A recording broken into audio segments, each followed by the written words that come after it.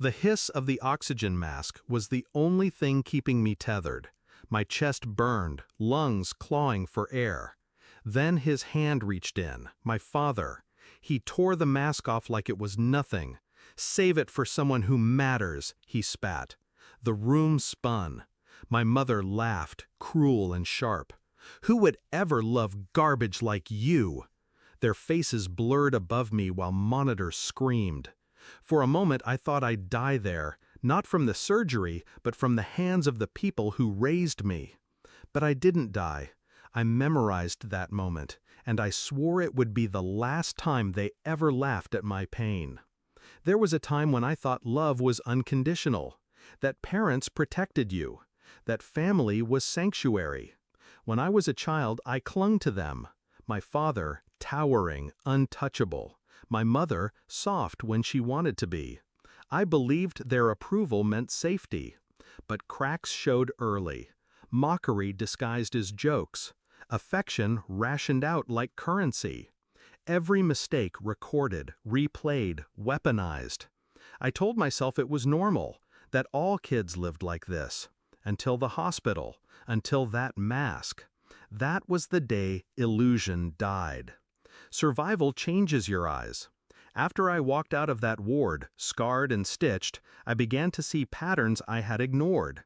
The way my father spoke about me when he thought I wasn't listening. Useless, always a burden. The way my mother smiled when others mocked me, never once defending. How the world saw them as respectable, generous, pillars of the community. But behind closed doors, they sharpened their cruelty on me. And it wasn't just words. I found paperwork. My father using my name to hide debts. My mother forging my signature for her fake donations. They weren't just abusive, they were parasites. They thought I'd never notice. They thought I'd stay broken. I learned to wear masks of my own. Quiet, obedient, numb. They thought they'd won. But silence was strategy. I wasn't healing, I was planning. I studied them the way predators study prey. Where they kept documents, who they trusted, how they moved money. Every secret they mocked me with, I stored like a weapon. I didn't need fists, I didn't need screaming, I needed patience. And patience is something the broken know intimately. They valued reputation above all else. That was their weak spot. They needed the world to see them as perfect, loving parents, respected leaders, unblemished. So I decided, if they tried to take my breath, I'd take their mask, the one they wore for the world.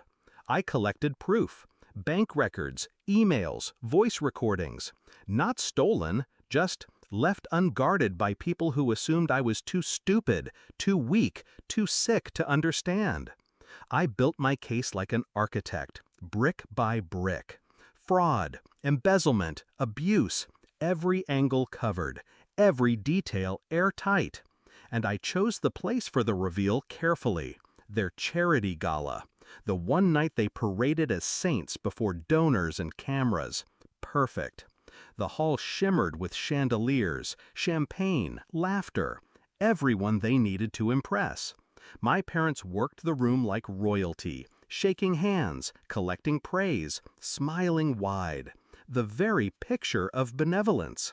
And then the screens lit up, not with the glossy promotional video they'd prepared, but with my father's voice. "Save it for someone who matters."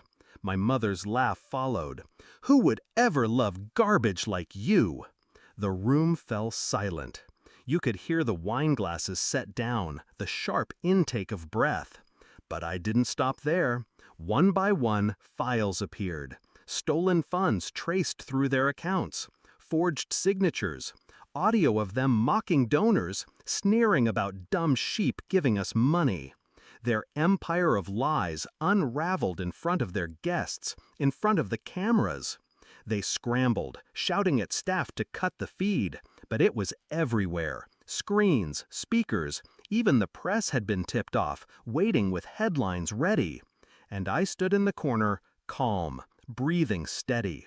The oxygen mask they once ripped away had become my weapon. My father saw me then, rage in his eyes, veins bursting in his neck. The man who once watched me suffocate now looked like he couldn't breathe himself. He staggered toward me, but the crowd parted, recoiling. He wasn't feared anymore, he was exposed. My mother's face twisted, mascara streaking, begging people to believe her, but no one did. They saw the truth now. The masks were gone. I didn't raise my voice, didn't need to. I just whispered as he passed close enough to hear, "You should have saved it for someone who mattered." The words landed harder than any fist. He froze. And in that silence, everything collapsed. They lost everything within weeks. Businesses investigated, assets frozen, friends vanished. Their names became poison. I didn't celebrate loudly. I didn't need to. My revenge wasn't about applause. It was about air. Breathing freely for the first time. And I do. Every day. I inhale without fear, without their hands around my